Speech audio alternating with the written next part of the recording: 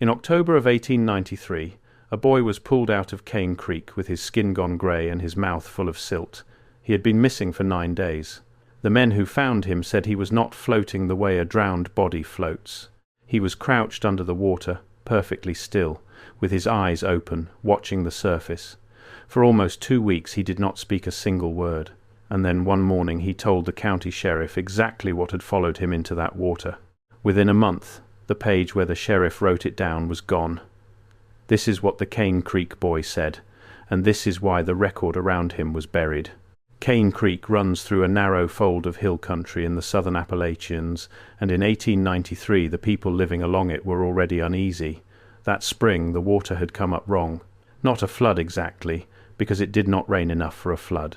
The creek simply rose, slow and brown and thick, and when it went back down, it left a layer of pale mud across the low fields that nobody could explain.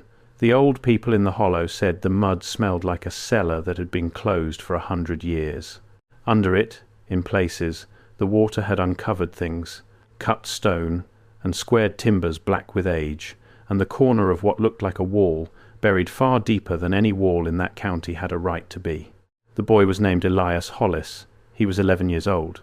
His family kept a small farm on the upper bend of the creek, and Elias had a habit of wandering the tree line in the evenings, which nobody thought much of until the evening he did not come back. They searched for 9 days. Men walked the banks with lanterns and called his name until their voices gave out. Dogs were brought in from 2 counties over, and the dogs would follow his trail to the edge of the water and then stop and sit and refuse to go on.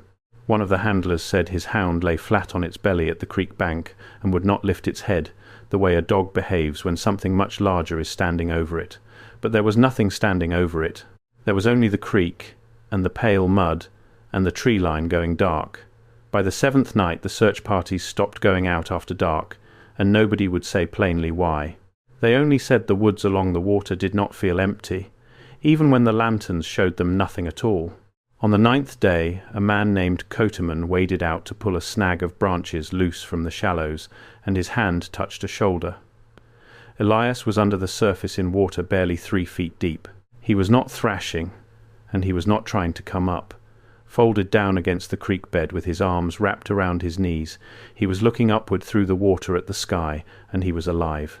They carried him back to the Hollis farm and laid him by the fire, and for a long time he did not respond to anything. His mother spoke to him. The doctor from the town 2 ridges over came and looked at his eyes and his throat, and found silt packed so far down that he did not understand how the boy had breathed. Elias did not cough. He did not shiver, even soaked and cold. He only lay there with his eyes moving slowly around the room, following something the rest of them could not see, tracking it from the door to the window and back again. For 11 days he stayed like that. He ate when food was put in his mouth. He slept with his eyes half open, and every night, around the same hour, he would turn his head toward the window that faced the creek and go completely rigid and stay that way until the sky began to lighten. His mother started covering that window with a quilt. It did not help. He turned toward it anyway, through the quilt, through the wall, as if he could feel exactly where the creek was, in the dark. And before we go further, I need to pause for a second, because what I'm about to tell you gets significantly darker, and I realized a while ago that some of this cannot be fully explained in a video format. The complete reconstruction of the Cane Creek file, the county sealed the boy's own description of the thing that followed him, the 4 other names that vanished from that same water the same winter, the sheriff's handwritten statement copied out, word for word, before it was torn from the ledger. I put it all into a written document. It's linked below, and the QR code is on your screen. Now let's continue. On the 12th morning, Elias spoke. The sheriff, a man named Harlan Puit, had come to the farm to write up the disappearance and the recovery for the county book, the way such things were recorded then. He was sitting at the table with his pen when the boy said plainly and clearly that it was still outside. Puit asked him what was outside, and Elias, without turning from the window, began to describe the thing that had followed him. He said it had been at the tree line the whole time he was in the water. He said it did not come into the creek because the creek was where it had put him, and it was waiting for him to be taken out again. The 2 people in the room were the boy's mother and the sheriff. Both of them said afterward that the strangest part was not the words. It was that Elias never once looked at either of them while he spoke. He kept his eyes on the window the entire time, on the tree line beyond it, and he spoke about the thing the way a man reports a fire he can see burning across a field, calm and certain, because there is no use panicking about something that is simply, plainly there. Puit wrote down. According to the two people in the room, the boy talked for the better part of an hour in a flat, even voice, never stopping, never seeming to breathe as often as a person should. He described a figure that stood far taller than a man, so tall that its head was up among the lower branches, thin in a way that was wrong, with arms that hung down past where its knees should have been. Its skin, he said, was the same pale colour as the mud the flood had left. When it moved, it did not lift its feet so much as paw forward, the way water pours, and it made no sound at all, not even the sound of the leaves it walked through. Puit asked the boy how he had lived 9 days under the water. Elias said he had not been under it the whole time. For the first days, he said, the thing kept him at the edge of the tree line in the dark, where it made him sit and look at it while it showed him things. It did not have a face the way people have faces. Where a face should have been, there was only a kind of smoothness, pale and wet, and when it wanted him to understand something, the smoothness would pull tight, and he would simply know the thing it wanted him to know, the way you know a dream is bad before anything in it has happened. And what it wanted him to know, more than anything, was that it was angry, and that it had been angry for longer than there had been people in that valley to be angry at. But the part that made Puit stop writing was this. Elias said the thing had been there before. He said it told him, without words, that the creek had been a street once, that there had been a town in that fold of hills, a town with tall, straight buildings and lamps that burned without fire, and that the mud had come and pressed it down flat and buried every soul in it in a single night. He said the thing was one of the ones who remembered. He said it had been walking the tree line for a very long time, looking for the people who had covered it over, and that it could not tell the difference any more between the ones who did it and the children of the ones who did it. Elias said the town under the mud had not died in war and had not died in sickness. It had been put down on purpose. Something came in the night, he said, and the mud came with it, warm and thick and rising, and it filled the low streets first and then the high ones, and it went into the houses through the doors and the windows while the people slept.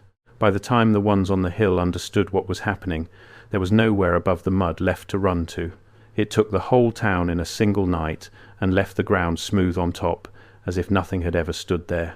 And the thing at the tree line, Elias said, was one of the few who had been outside the walls when it happened, and come back to find its entire world gone flat and silent under a skin of pale earth. The thing had shown Elias the people of the town, he said, in the last moments before the mud. It made him watch them. Men and women and children standing in their doorways, looking up at something coming down the valley that they had no name for. It made him feel what they felt, which was not fear at the very end, but a kind of terrible recognition, as if in the last second every one of them understood that this had happened before, in other valleys, to other towns, and would happen again, and that they were simply the ones whose turn it was. Elias said it followed him because he had been digging in the mud where the old wall came up. He had found a stone with marks cut into it. He had brought a piece of it home. And that night it came to the tree line for the first time. He said the thing did not blame the mud. The mud was only a tool, the way a hammer is only a tool, and something had swung it. Elias would not say what. When Puit pressed him, the boy went quiet for a long moment, and then he said only that it was still here, that it had never left, and that it was the reason the creek came up wrong.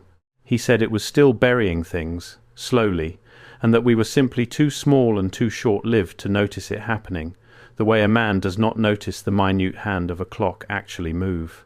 Before we move on to what happened on the third night, stop for a second.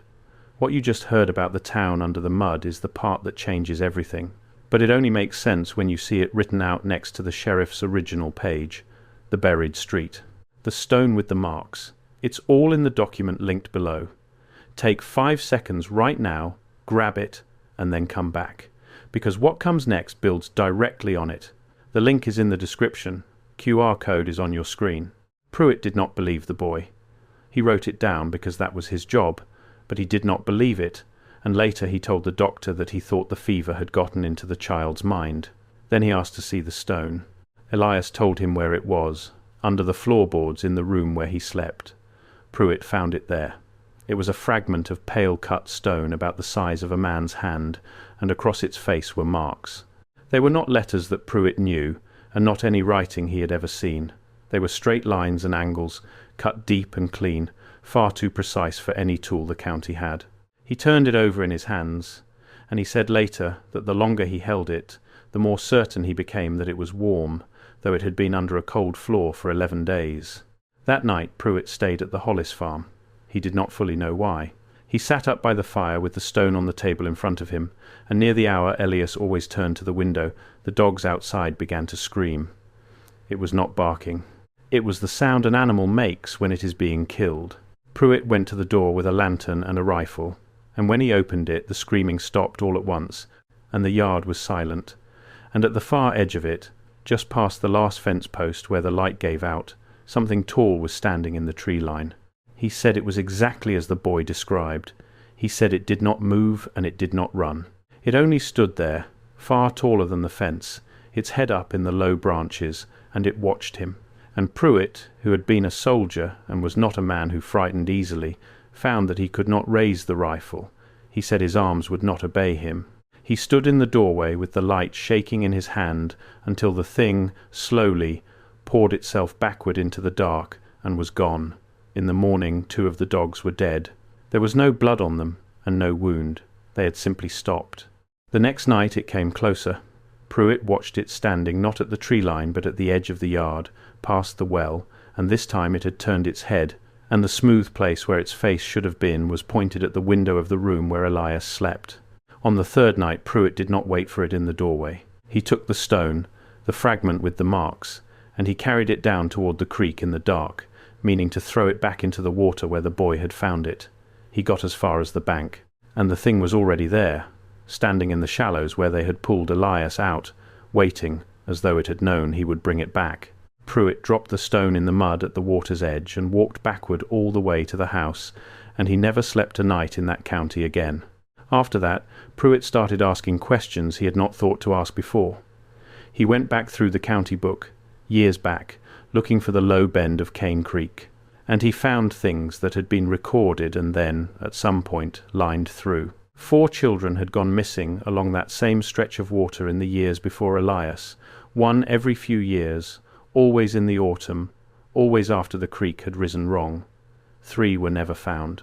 The 4th had been found the way Elias was found, folded under shallow water, alive, silent. That child had never spoken again at all, and had died within the year. Their names had been written in the book and then crossed out, and in the margin beside them someone in an older hand had written a single line. It said that these matters were not to be entered by order of the county men, so that the people would not leave the valley. One of the crossed-out names belonged to a girl who had vanished in 1871, 22 years before Elias. Another belonged to a boy taken in 1859. The dates ran back further than the county itself, back into the years when the valley was first settled, and in the very oldest entries the hand that wrote them was not recording disappearances at all. It was recording a warning. The oldest lines told the settlers not to clear the low fields, not to break the ground near the water, to leave the mud where it lay. Someone had known, from the very beginning, that the valley had been built on top of something that did not want to be disturbed, and had tried to pass that knowledge down, and had failed, because a warning like that sounds like a superstition to the men who come after. Puit understood then that he was not the first sheriff to see the thing in the tree line. He was only the first in a long time to write any of it down. Puit went out to the low fields where the flood had uncovered the old stone, and he dug. Under a few feet of that pale mud he found a street. Flat stones fitted together too well to be natural, running in a straight line into the hillside and under it. He found the tops of walls. Beyond it stood a doorway, filled solid with mud, that rose taller than any door needs to be, as if it had been built for something that was not the size of a man. He found more of the cut marks. On every stone, the same straight lines and angles as the fragment under the boy's floor. He did not dig for long. The deeper he went, the worse the smell became, that closed cellar smell the old people had named, and the more the walls of his little pit seemed to lean inward, though soil does not lean. The ground was warm down there too, the same warmth as the stone, and at the bottom of the pit, pressed into the mud where the old street met the buried doorway, he found the print of a foot. It was longer than his forearm. It had far too many toes, and it was fresh, pressed into ground that nothing his size could have reached without leaving a mark all the way down. There had been a town there. Something had pressed it flat and buried it under a single tide of mud in one night, long enough ago that the people living above it had forgotten it was ever there, and something from it was still awake. Puit wrote all of it into a full statement. The boy's account, word for word, the description of the figure, the buried street, the crossed-out names, the order not to record. He signed it and dated it and entered it into the county book on the 4th of November, 1893. The page is not there anymore. The book survives. You can find the entries before it and the entries after it, and between them the paper has been cut out cleanly, close to the binding, so that only a thin stub remains. Whoever removed it did not tear it in anger. They took their time. They wanted it gone, and they wanted no one to notice it had ever been written. People who have gone looking for that page have found only the stub. A county clerk in the 1930s wrote a note in the front of the book saying the damage was old and its cause unknown, but the cut is too clean and too careful to be damaged. Somebody removed that page the same way the county men removed the names before it, and buried the town before that, and something buried the world before that. It is the same act, done over and over, running back further than anyone can follow. The pattern never changes. Something is uncovered, it is written down, and then the writing is taken away, the ground is smoothed over, and everyone agrees to forget. Harlan Puit left the county the following spring. He gave no reason. The doctor who had been in the room when the boy spoke moved even sooner and never practiced again. And Elias Hollis. On the night after Puit dug up the street, the boy got out of his bed, walked down to Cane Creek in the dark, and was never seen again. There were no tracks leading into the water. His mother said that when she woke and found him gone, the window that faced the creek was standing open, and the quilt that had covered it was lying flat in the yard halfway to the tree line, as if something had reached in and set it there. There is no marker at the upper bend of Cane Creek. The Hollis farm is gone, the house long since fallen in, and the field where it stood has grown up in pine. Hunters still cross that ground. A few of them, over the years, have come back down saying they found tracks in the soft earth near the water that they could not account for and did not care to measure. Most of them do not go back. The people along Cane Creek stopped digging in the low fields. Within a few years the mud settled and grew over with grass, and the old street went back under, and the valley did what valleys do, which is forget. The creek still rises wrong some autumns. The people who live there now do not know why, and they do not go down to the water after dark, and if you ask them, the oldest ones will only tell you that the creek keeps what it takes, and that some things were covered over on purpose, and were never meant to be dug back up.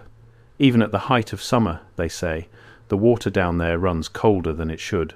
Today the record is gone, the stone is gone, but the account survived, in the margins and the crossed-out names and the one page carefully cut away, and it tells you the same thing every version of this story has always told you. There was a world here before this one. Someone buried it, and it is still down there, in the mud, remembering exactly who we are.